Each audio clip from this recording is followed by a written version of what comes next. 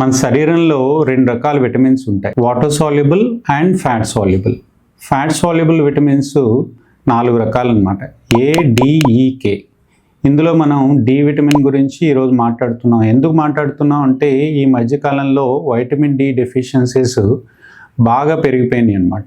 Indoor life style వలన, apartment culture వలన, ఎవరికి సూర్యరశ్మి తగలకపోవడం వలన ఈ వైటమిన్ D3 డెఫిషియన్సీస్ ఎక్కువగా వస్తున్నాయి అన్నమాట. ఈ వైటమిన్ D3 స్కిన్కి సన్లైట్ UVB రేస్ తగిలినప్పుడు స్కిన్లో సింథసైజ్ అవుతుంది అనమాట.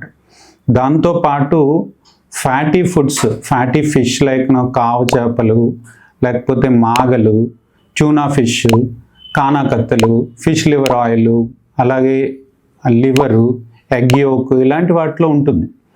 ఎప్పుడైతే డెఫిషియన్సీ వచ్చిందో vitamin D3 calcium, phosphorus absorb అవ్వడానికి ఎక్కువగా ఉపయోగపడుతుంది అనమాట. ఎప్పుడైతే ఈ కాల్షియం, ఫాస్ఫరస్ అబ్జార్బ్ అవ్వట్లేదో పేషెంట్ ఏం చేస్తారంటే, ఫస్ట్ కాల్షియం మన బోన్ స్ట్రెంగ్త్కి, మజిల్ స్ట్రెంగ్త్కి ఉపయోగపడుతుంది కదా, సో ఎక్కడ నొక్కినా నొప్పి అంటూ ఉంటారు పేషెంట్. అలాగే డాక్టర్ గారు 2 అడుగులు వేస్తూ ఉంటే కండరాలు పట్టేస్తున్నాయండి అంటారు.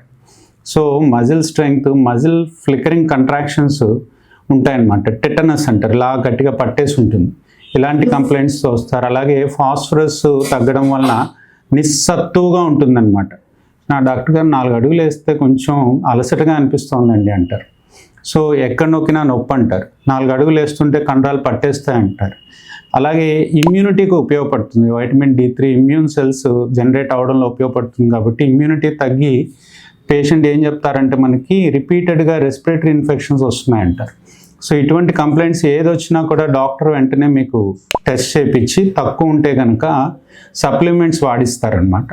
సో ఈ వైటమిన్ D3 కోసం మీకు కంప్లీట్గా ఇన్ఫర్మేషన్ కావాలంటే మా బయోలో లింక్ ఉంది, తప్పకుండా చూడండి, ఫుల్ వీడియో ఉంది. మీకు ఈ కంటెంట్ నచ్చితే కనుక సబ్స్క్రైబ్ చేయడం మర్చిపోకండి. Thank you.